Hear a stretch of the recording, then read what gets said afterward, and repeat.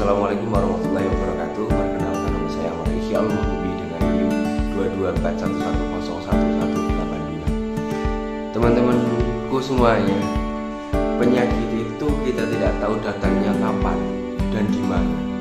Dan penyakit sendiri bisa datang kapanpun dan dimanapun dan sedang apapun kita.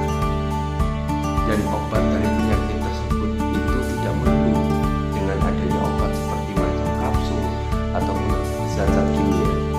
Obat dari penyakit juga bisa dalam bentuk terapi, seperti halnya pijat, totok, ataupun bekam dan lain sebagainya.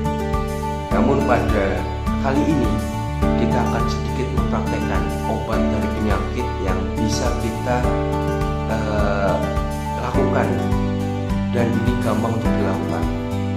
Pada kali ini kita akan mempraktekkan pijat di bagian lengan untuk penyakit seperti halnya batuk, pencernaan, kembung, ataupun sakit kepala. Oleh karena itu, kita langsung aja ke videonya. Jadi teman-teman, pijat untuk mengatasi batuk dan sakit kepala itu seperti di video ya.